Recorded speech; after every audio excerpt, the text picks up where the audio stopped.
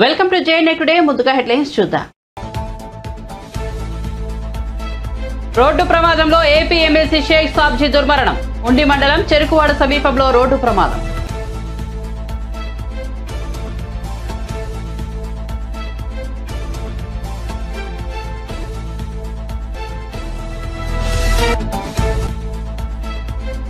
చంద్రబాబు సమక్షంలో టీడీపీలో చేరిన మేకపాటి చంద్రశేఖర్ రెడ్డి, ఉండవల్లి శ్రీదేవి. పెద్ద సంఖ్యలో పార్టీలో చేరిన వైసీపీ నేతలు, కార్యకర్తలు.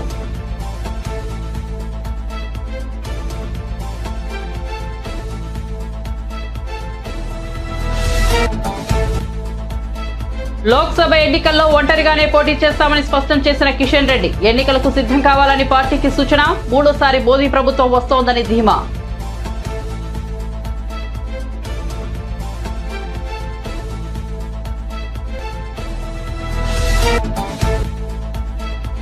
ప్రజావానికి పోటెత్తిన ప్రజలు. ప్రజాభవన్ ముందు బారులు. ప్రతి మంగళ శుక్రవారంలో ప్రజావాణి కార్యక్రమం. తమ కష్టాలు చెప్పుకొని వినతులు ఇచ్చేందుకు రాష్ట్రం నలుమూలల నుంచి వచ్చిన ప్రజలు.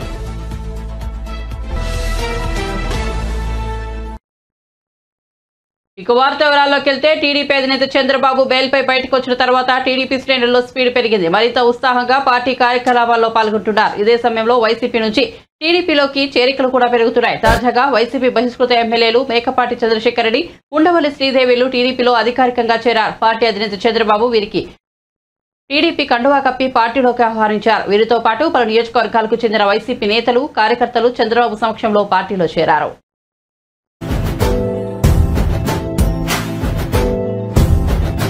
ఏదైతే ఫ్యాన్ ఉందో ఫ్యాన్ పంక్చర్ అయిపోతుంది. ఎక్కడికక్కడ తిరిగే పరిస్థితి కూడా ఉండదు. ఈరోజు రాష్ట్రంలో మీరు ఒక్కసారి చూస్తే ప్రమాద ఘటికలు మీరు నిన్న మొన్న చూస్తున్నారు. ఏం జరుగుతుందో వైఎస్ఆర్ కాంగ్రెస్ పార్టీలో ప్రకంపనలు. మా తమ్ముడు చెప్తున్న బంగాళాదుంప అయిపోయింది, ఇప్పుడు చిల్లర దుంపకు వచ్చింది. మనం చూస్తే వైసీపీ నావకు చిల్లు పడింది. ఇప్పుడు పడవకు ఒకసారి చిల్లు పడితే ఇంకది బయటపడే పరిస్థితి లేదు. ఎవరైనా దూకి పారిపోతే కొంతమంది ప్రాణాలు కాపాడుకుంటారు, లేకపోతే కొట్టుకొని పోతారు. అదే జరగబోతుంది. నేను ఒకటే చెప్తున్నా, మీరందరూ రాష్ట్రంలో ఆలోచించుకోవాల్సిన అవసరం ఉంది. ఈరోజు మనం అందరం కూడా ప్రజాస్వామ్యంలో ఉన్నాం. ప్రజాస్వామ్యంలో ప్రతి ఒక్క వ్యక్తి ఆలోచించుకోవాల్సింది, ప్రజాధనానికి ఒక ట్రస్టీగా పనిచేయాలి, ప్రజలకు మెరుగైన సేవలు అందించాలి. ఈరోజు రేపు ఎల్లుండి కూడా ఉంది. ఇవన్నీ కూడా దూరదృష్టిలో పెట్టుకుని హోందాతనంగా వెలగవలసిన అవసరం ఉంది. నేను ఒకటే మీ అందరికీ చెప్తున్నా, ఈరోజు 4 సంవత్సరాల 9 నెలలు అయిపోయింది. 3 నెలల తర్వాత జగన్ ఎక్కడికి పోతాడో నాకు తెలియదు. అయితే మనం గుర్తుపెట్టుకోవాల్సింది, సాంప్రదాయాలన్నింటినీ కూడా సర్వనాశనం చేసే పరిస్థితికి వచ్చారు. ఎప్పుడన్నా పేపర్లు చూసారా? ప్రజల్ని ఎప్పుడైనా కలిశాడా జగన్ గారు? ఎప్పుడైనా దగ్గరగా మాట్లాడా? ఎన్నికల ముందు మీ అందరికీ ముద్దులు పెట్టాడా లేదా? ఇప్పుడు పిడుగుద్దులు గుర్తున్నాడా లేదా? ఇలాంటి వాళ్ళు నాయకులంటే నాకు అర్థం కావడం లేదు. ఇతను ఒక అపరిచితుడు. టీడీపీ జాతీయ ప్రధాన కార్యదర్శి నారా లోకేష్ చేపట్టిన యువగలం పాదయాత్ర మరికొన్ని రోజుల్లో ముగియనుంది. ఈ నేపథ్యంలో యువగలం విజయోత్సవ సభకు డిసెంబర్ 20న భోగాపురం సమీపంలోని పోలేపల్లిలో ఏర్పాటు చేస్తున్నారు. ఈ సభకు టీడీపీ అధినేత చంద్రబాబు, జనసేనాని పవన్ కళ్యాణ్ కూడా వస్తుండటంతో భారీగా సన్నాహాలు జరుగుతున్నాయి. పొత్తు అనంతరం చంద్రబాబు, పవన్, లోకేష్, నందమూరి బాలకృష్ణ ఒకే వేదిక మీదకు వస్తుండటంతో ఈ సభకు రాష్ట్రం నలుమూలల నుంచి టీడీపీ, జనసేన నేతలు, కార్యకర్తలు, అభిమానులు వేలాదిగా హాజరుగానున్నారు. ఈ నేపథ్యంలో టీడీపీ 7 ప్రత్యేక రైళ్లను ఏర్పాటు చేసింది. ఈ రైళ్లు డిసెంబర్ 19న తిరుపతి, రైల్వే కోడూరు, మాచర్ల, అనంతపురం, చిత్తూరు, నెల్లూరు, ఆదోని నుంచి బయలుదేరి విజయనగరం చేరుకుంటాయి. అంతేకాదు ఆర్టీసీ నుంచి అద్దె బస్సులు ఇవ్వాలని టీడీపీ రాష్ట్ర అధ్యక్షుడు అచ్చెన్నాయుడు ఆర్టీసీ ఉన్నతాధికారులకు లేఖ రాశారు.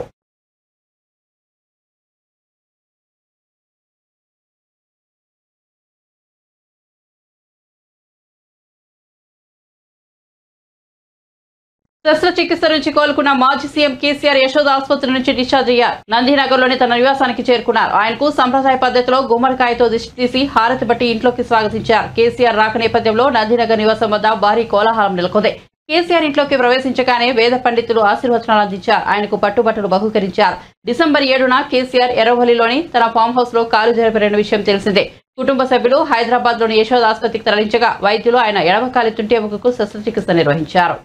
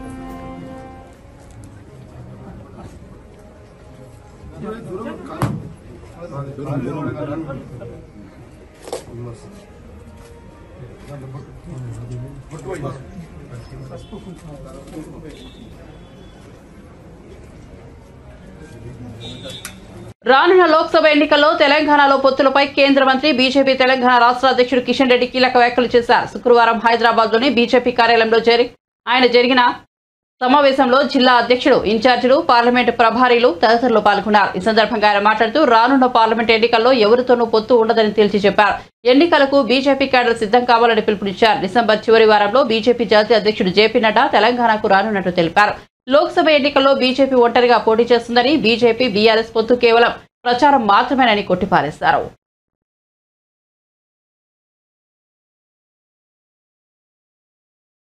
ఏపీలో అత్యంత విషాదకర ఘటన చోటు చేసుకుంది. రోడ్డు ప్రమాదంలో పీడీఎఫ్ ఎమ్మెల్సీ షేక్ సాబ్జీ దుర్మరణం పాలయ్యారు. ఏలూరు నుంచి భీమవరం వెళ్తుండగా ప్రమాదం జరిగింది. ఉండి మండలం చెరుకువాడ సమీపంలో 2 కార్లు ఢీకొన్న ఘటనలో ఆయన మృతి చెందారు. అంగన్వాడీ వర్కర్ల సభలో పాల్గొని వెళ్తుండగా ఈ యాక్సిడెంట్ సంభవించింది. షేక్ సాబ్జీ మృతి పట్ల పార్టీలకు అతీతంగా నేతలు దిగ్భ్రాంతిని వ్యక్తం చేస్తున్నారు. PDF MLC Shaik Sabji road ప్రమాదంలో మృతి చెందడంపై టీడీపీ అధినేత చంద్రబాబు స్పందించారు. ఎమ్మెల్సీ షేక్ సాబ్జీ రోడ్డు ప్రమాదంలో మరణించడం అత్యంత విషాదకరమని పేర్కొన్నారు. అంగన్వాడీల పోరాటానికి మద్దతు తెలిపి అంతలోనే అనంత లోకాలకు వెళ్లిపోవడం విచారకరమని తెలిపారు. తన చివరి గడియల్లో సైతం ప్రజాసేవలోనే గడిపిన షేక్ సాబ్జీ మృతికి తీవ్ర సంతాపం ప్రకటిస్తున్నానని చంద్రబాబు వివరించారు. ఈ విషాద సమయంలో సాబ్జీ కుటుంబ సభ్యులకు ప్రగాఢ సానుభూతిని తెలియజేస్తున్నట్టు తెలిపారు. AP assembly Shaik Sabji road ప్రమాదంలో దుర్మరణం పాలైన సంగతి తెలిసిందే. ఈ ఘటన పట్ల ముఖ్యమంత్రి జగన్, టీడీపీ అధినేత చంద్రబాబు, యువనేత లోకేష్ సంతాపం వ్యక్తం చేశారు. కేబినెట్ మీటింగ్ జరుగుతున్న సమయంలో సాబ్జీ మరణం మాత్రం తెలుసుకున్న జగన్ దిగ్భ్రాంతిని వ్యక్తం చేశారు. ఆయన మృతి పట్ల సంతాపాన్ని ప్రకటిస్తూ 2 నిమిషాల పాటు మౌనం పాటించారు.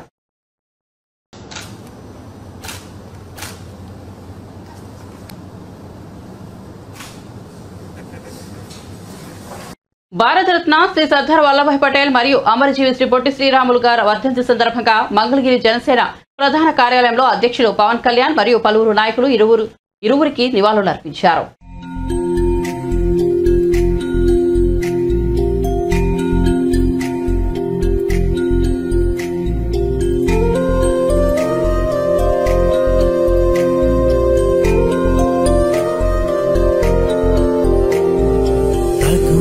గుంటూరు కారం హీరోయిన్ మీనాక్షి చౌదరి అంబేద్కర్ కోనసీమ జిల్లా కేంద్రం అమలాపురంలో సందడి చేశారు. ఓ షాపింగ్ మాల్ ప్రారంభోత్సవ కార్యక్రమంలో ఆమె పాల్గొన్నారు. Telugu movie and Vishwak Sendu, Matka with Varun Tej, and Tamil movie with Talapati Desadu, and two more announcement I'll be able to tell you, but lots of exciting Telugu and Tamil films. You have to watch it. So, Andaki Chudali on the 12th of Jan when it releases, and tell me, how do you think it is? This has everything that you can see, from marriage to events, party, for all age groups, from young teenagers to adults to old age. Literally everything is covered with this brand. My favorite spot and wherever water is there. So Amlapuram is very special in the country, greenery, water and people listen. So this is my favorite kind of spot. Karam. So I think the whole film is all about Karam, and everybody knows Mahesh Babu sir is there. So nothing. వైఎస్ఆర్సీపీలో 82 మంది సిట్టింగ్లను మారుస్తున్నారంటే CM Jagan ముందుగానే ఓటమిని అంగీకరిస్తున్నట్లు భావించారని CPI AP రాష్ట్ర కార్యదర్శి రామకృష్ణ ఆరోపించారు. నిధుల మంజూరు CM Jagan తన చేతిలో ఉంచుకుని ఎమ్మెల్యేలను నిందించడం సబబా అని ప్రశ్నించారు. జగన్మోహన్ రెడ్డి ఏకాయికన 82 మంది సిట్టింగ్ ఎమ్మెల్యేలను ఎంపీలను వాళ్ళను మారుస్తామని చెప్తా ఉన్నాడంటే క్లియర్గా అర్థమవుతా ఉంది ఆయన ఓటమిని ముందుగానే అంగీకరిస్తున్నాడు. పైగా వాళ్ళ ప్రచారం ఏమి, జగన్మోహన్ రెడ్డికి బాగుంది, వాళ్ళ సిట్టింగ్ ఎమ్మెల్యేల పట్ల అసంతృప్తి ఉంది కాబట్టి మేము మారుస్తున్నాము అని చెప్తా ఉన్నారు. మరి 82 మంది ఎమ్మెల్యేల పట్ల ఎందుకు అసంతృప్తి వచ్చిందో దానికి వారే సమాధానం చెప్పాలి. సర్పంచ్ మొదలుకొని మంత్రి వరకు, డిప్యూటీ చీఫ్ మినిస్టర్ల వరకు అందరినీ డబ్బిల్ చేసి పరిచినాడు. వాళ్ళకు ₹1 అధికారం కూడా లేకుండా చేశావు. మొత్తం రాష్ట్ర బడ్జెట్ అంతా నీ కంట్రోల్లోకే తీసుకున్నావు. స్థానిక సంస్థలకు ఉండే బడ్జెట్ను కూడా నీ కంట్రోల్లోకే తీసుకున్నావు. ఎవరికైనా ₹1 సహాయం చేయాలంటే నీవు బటన్ నొక్కితే కానీ సహాయం జరగదు. వాళ్ళని నిమిత్త మాత్రం చేసి పారేశావు, నిర్వీర్యులైపోయారు. మరి వాళ్ళేం చెడ్డ పేరు తెచ్చారో నీవే సమాధానం చెప్పాలి. ఒకవేళ వచ్చింటే మంచి వచ్చినా నీ ద్వారే వచ్చింది, లేదా చెడు వచ్చినా కూడా అది నీ ద్వారానే వచ్చింది. ఎందుకంటే అధికారాలన్నీ నీ చేతుల్లో పెట్టుకున్నావు. ఎమ్మెల్యేలకి ఏం అధికారం ఉంది? ఎమ్మెల్యేలకి ఏం అధికారం లేదు. కనీసం రేషన్ కార్డు కావాలనుకునేవాడు కూడా ఎమ్మెల్యే ఇంటి దగ్గర పోయి నిలబడే పరిస్థితి లేదు. సాక్షాత్తు హోమ్ మినిస్టర్ ఒక మహిళకి ఇచ్చావు, ఆమె చెప్తే ఒక ఎస్ఐ కూడా మాట వినడు. కాబట్టి మొత్తం అధికారాలు, సర్వాధికారాలు నీ చేతుల్లో పెట్టుకొని నీ ద్వారా ఇవాళ ప్రభుత్వానికి చెడ్డ పేరు వస్తే నీవు ఓ రోజు మొత్తం 82 మంది వీళ్ళే కారణమని చెప్పి వాళ్ళందరూ కూడా మారుస్తానని చెప్తా ఉన్నావు. నువ్వేమీ చేయలే, ఒక రోడ్డు వేయలే, ఒక కాలువ తవ్వలే, ఒక ప్రాజెక్టు కట్టాలా, ఒక పరిశ్రమ తేలే. నువ్వేమప్పా చేసిండేదంటే ఇక్కడ రుషికొండ గుండు కొట్టించి అక్కడ 450 కోట్లతో ఒక బిల్డింగ్ ఒకటి కట్టావు అంతే. నువ్వేది చేయలేకపోయావు. కాబట్టి ఏమంటే ఇవాళ నీ ద్వారా ఏమాత్రం అభివృద్ధి లేక ప్రజల్లో అసంతృప్తి వచ్చి ఇప్పుడేమి చిన్న చిన్న ఉద్యోగస్తులందరూ కూడా రోడ్డు మీదకి వచ్చి కూర్చున్నారు. 1,00,000 మంది అంగన్వాడీ వర్కర్లు అందరూ వచ్చి రోడ్డు ఎక్కారు. ఎందుకు? నువ్వేవైతే వాగ్దానం చేశావో, ఏవైతే వాళ్ళకి చేస్తానని చెప్పావో అవి నువ్వు చేయడంలే. దాంతో వాళ్ళందరూ రోడ్డు ఎక్కారు. వాళ్ళ నువ్వు అవునన్నా కాదన్నా ఖచ్చితంగా ఓడిపోయే పరిస్థితిలో ఉన్నావు. కాబట్టి నీవు ఈరోజు ఎమ్మెల్యేల మీద ఆ నెపాన్ని మోపి వాళ్ళని బలి పశువులను చేయాలనుకుంటా ఉన్నావు. ఎప్పుడు ఎన్నికలు వచ్చినా ప్రజలు నీకు బుద్ధి చెప్తారు, ఖచ్చితంగా ఇంటికి సాగనంపుతారు, అనుమానమే లేదు.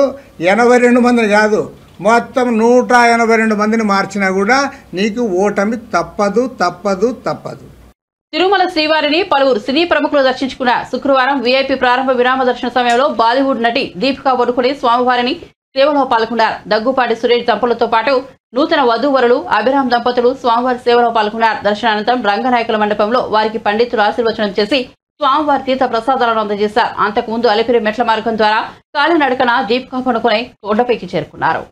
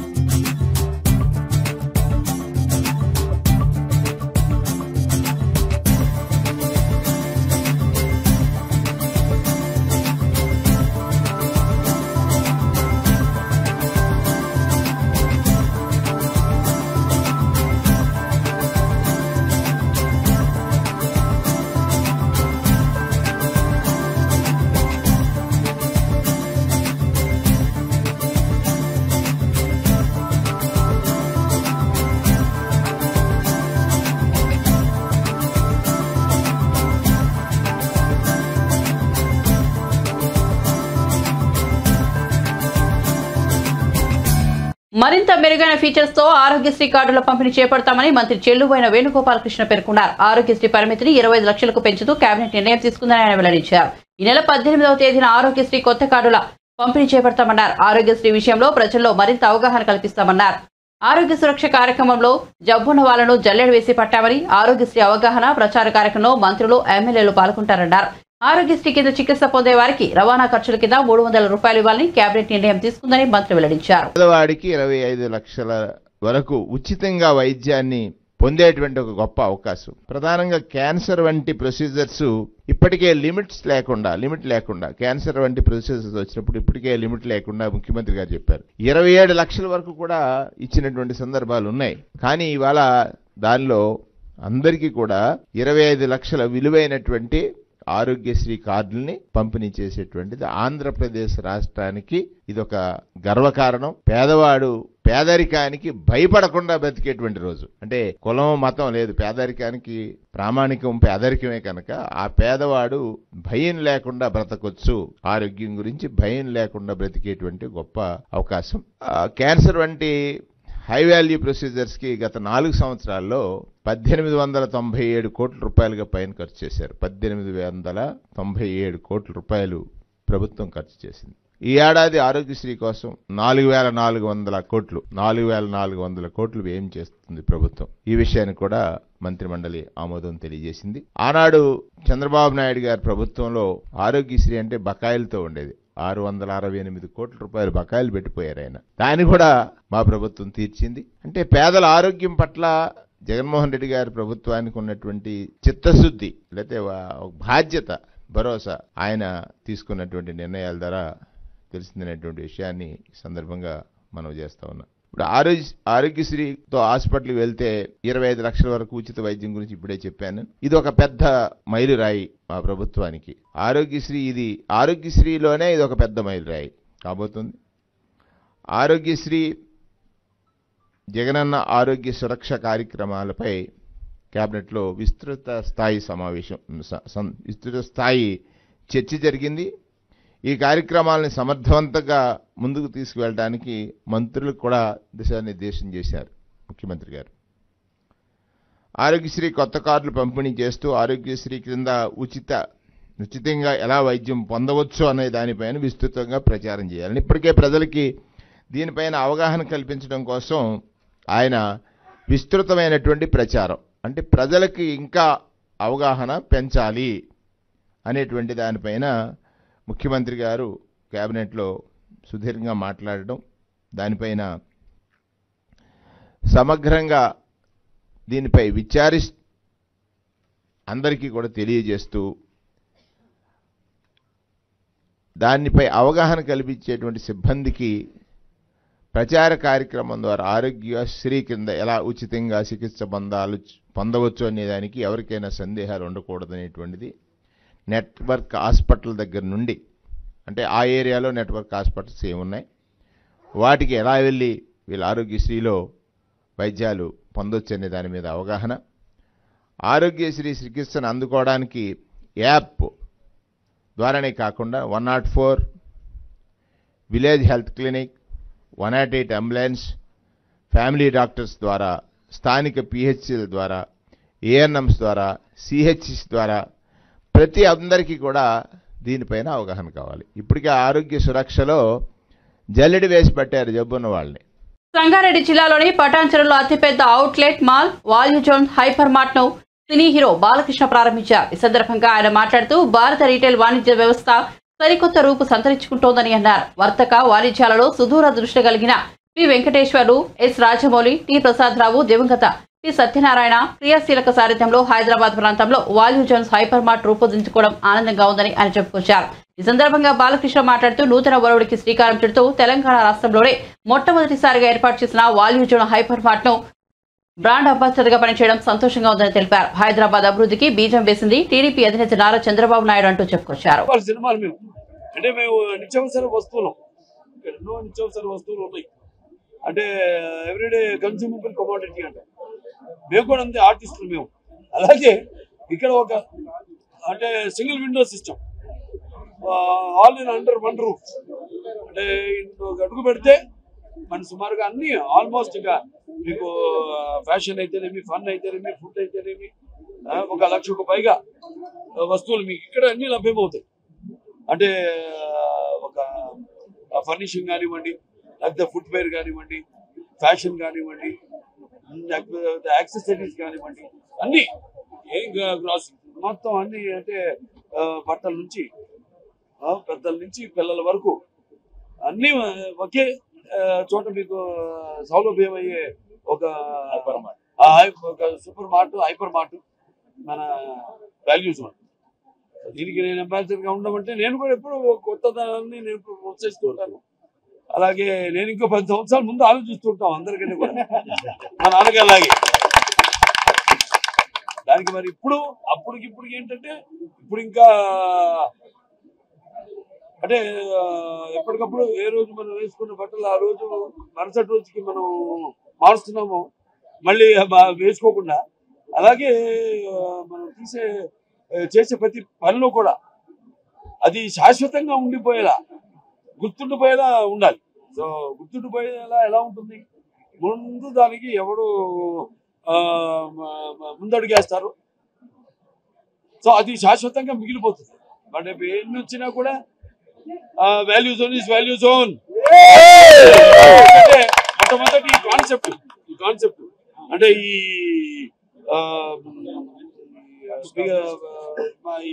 షాపింగ్ మాల్ స్టార్ట్ చేయడం అన్నది ఇది మొట్టమొదటిది కాబట్టి, సో ఇది ఇటువంటి మంచి ఒక వినూత్నమైన ఆలోచనతో, ఇటువంటి అద్భుతమైన, మనం ఎక్కడ ఉన్నామా, ఇంకెక్కడైనా విదేశాల్లో ఉన్నామా అన్నట్టు ఒక అందాన్ని కూడా తీసుకొచ్చి. అలాగే ఇప్పుడు సిటీలో ఉన్నప్పుడు ప్రాబ్లం ఏమవుతుందంటే మనకి ఒకటి ట్రాఫిక్ ప్రాబ్లం. సో అటు ట్రాఫిక్ పోలీసు వాళ్ళకి ఇబ్బంది లేకుండా బ్రహ్మాండంగా, అలాగే ఈ ఎప్పుడు మన కళ్ళ ముందు కనబడే వాటిలకు ఒక కొత్త ప్రదేశం, ఒక కొత్త వాతావరణంలో వెళ్ళడం అన్నది చాలా ఆరోగ్యకరమైంది కూడా. చాలా అవై ఫ్రమ్ పొల్యూషన్. ముందుగా మనం చూస్తున్నాం పొల్యూషన్ ఎలా పెరిగిపోతుంది అంటే రకరకాల పొల్యూషన్లో, అది ట్రాఫిక్ కావచ్చు, ట్రాఫిక్ పొల్యూషన్ కావచ్చు. సో అలా దానివల్ల మరి దాని దూరంగా ఒక మంచి వీకెండ్ ఫ్యామిలీతో అందరితో సకుటుంబ సపరివార సమేతంగా ఇంటిల్లి బాధ్యతతో సరదాగా వచ్చి ఇక్కడే ఒక రోజు గడిచిపోతుంది ఈ మాల్లో. ఎందుకంటే అన్ని ఉన్నాయి ఇక్కడ, కావాల్సిన వస్తువులు అన్నీ ఉన్నాయి, ఇక్కడ లభ్యమవుతాయి. అలాగే తినడానికి మంచి ఫుడ్ కోర్ట్స్ ఉన్నాయి రకరకాల కుజిన్స్తో. సో ఇలా చాలా బాగుంది. ఇవాళ ఇటువంటి ఒక కొత్త ప్రయోగం అన్న ఇందాకన్నా ప్రయోగం కాదు, ఇటువంటి కొత్త ఆవిష్కరణకి అందులో నేను కూడా భాగం కావడం నాకు చాలా గర్వంగా, చాలా సంతోషంగా ఉంది. నాకు ఈ అవకాశం ఇచ్చినందుకు మన వెంకటేష్ గారికి, అలాగే రాజమౌళి గారికి, ప్రసాద్ గారికి, అందరికి కూడా నా కృతజ్ఞతలు, అభినందనలు తెలియజేసుకుంటున్నాను. ఇలాగే ఇది కొత్త దీనికి పరంపరకు ఒక స్ఫూర్తి కావాలని, ఆదర్శం కావాలని కోరుకుంటూ రండి అందరం. నుంచి ఇక వాల్యూ జోన్ మీ అందరి కోసం ఎదురు చూస్తుంది, మీరు కూడా ఎదురు చూస్తున్నారు ఇటువంటి ఒక కొత్త కాన్సెప్ట్ కోసం. సో ఆ కొత్త కాన్సెప్ట్కి ఈరోజు ఆవిష్కరణ ప్రారంభోత్సవం నా చేతుల మీదుగా నేను చేయడం అనేది, నా చేతుల మీదుగా జరగడం అనేది నాకు ఎంతో ఆనందంగా ఉంది, నాకు ఎంతో గర్వకారణం. రేపల్ల నియోజకవర్గం ఇన్ఛార్జ్ మార్పు విషయంలో వైసీపీ అధిష్టానం తీసుకున్న నిర్ణయానికి తాను కట్టుబడి ఉన్నట్లు రాజ్యసభ సభ్యులు మోపిదేవి వెంకటరమణారావు అన్నారు. అధిష్టానం నిర్ణయానికి తాను కట్టుబడి ఉండాలని, కాబట్టి కార్యకర్తలు కట్టుబడి ఉండాలని పిలుపునిచ్చారు. ఇన్ఛార్జ్ పదవి నుంచి తప్పుకోవడంతో మోపిదేవి అనుచరులు, కార్యకర్తలు, మత్స్యకారులు ఆందోళన చేస్తున్న సంగతి తెలిసిందే. ఈ నేపథ్యంలో మోపిదేవి వెంకటరమణారావు స్పందించారు. సీఎం వైఎస్ జగన్ తీసుకున్న నిర్ణయాన్ని స్వాగతిస్తున్నట్టు తెలిపారు. అధిష్టానం తీసుకున్న నిర్ణయానికి కట్టుబడి ఉంటానని వెల్లడించారు. కొన్ని టీవీ ఛానల్స్ లో వస్తున్న వార్తలు వేరే నిర్ణయానికి తావులేదని చెప్పుకొచ్చారు. అంత క్రమశిక్షణ లేని వ్యక్తిని కాదు అని మోపిదేవి వెంకటరమణారావు చెప్పుకొచ్చారు. 170 స్థానాలు సాధించాలని చెప్పి ఆయన ఏదైతే ఆశిస్తున్నారో ఆ దిశగా అడుగులు ముందుకు వేయటానికి, మరి పోటీ చేసేటువంటి అభ్యర్థుల యొక్క జయాపజయాల మీద ఆలోచన చేసి ఆ దిశగా కొన్ని నిర్ణయాలు తీసుకోవటం అనేటువంటిది సర్వసాధారణం. సహజంగా గ్రాఫ్ సరిగా లేదు అనుకున్నప్పుడు ఆ అభ్యర్థిని మార్చాలని ఆలోచన చేయటం లేదు. కొన్ని ప్రత్యేకమైన కారణాల వల్ల మరి కొన్ని పరిస్థితులు అనుకూలంగా ఉన్నప్పుడు కూడాను అలాంటి సందర్భాల్లో కూడాను మరి వారి యొక్క నాయకుల యొక్క ఆలోచన మేరకు కొన్ని నిర్ణయాలు తీసుకుని మార్పు చేయాలని చేయటం సహజంగా సర్వసాధారణంగా జరుగుతుంటాయి. దీన్ని తప్పనిసరిగా పార్టీకి విధేయులుగా ఉన్నటువంటి నాయకులు కానీ కార్యకర్తలు కానీ ఎవరైనప్పుడు కూడాను స్వాగతించవలసిందే. నాయకత్వం ఒక నిర్ణయం తీసుకున్న తర్వాత దాన్ని ధిక్కరించేటటువంటి ఆలోచన కానీ దాన్ని భిన్నంగా మాట్లాడేటువంటి పరిస్థితులను కానీ ఎట్టి పరిస్థితులు కూడా పార్టీ కింద స్థాయి నాయకత్వం కానీ పై స్థాయి నాయకత్వం కానీ క్షమించేటటువంటి పరిస్థితులు లేవు, క్షమించరాదు. బులెటిన్ ముగించే ముందు హెడ్లైన్స్ మరోసారి చూద్దాం. రోడ్డు ప్రమాదంలో ఏపీ ఎమ్మెల్సీ షేక్ సాబ్జీ దుర్మరణం. ఉండి మండలం చెరుకువాడ సమీపంలో రోడ్డు ప్రమాదం.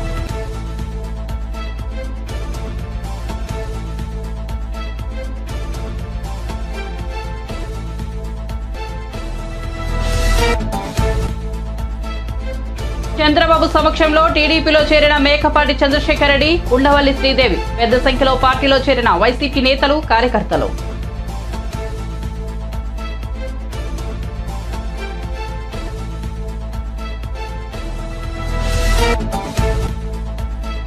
లోక్సభ ఎన్నికల్లో ఒంటరిగానే పోటీ చేస్తామని స్పష్టం చేసిన కిషన్ రెడ్డి. ఎన్నికలకు సిద్ధం కావాలని పార్టీకి సూచన. మూడోసారి మోదీ ప్రభుత్వం వస్తోందని ధీమా.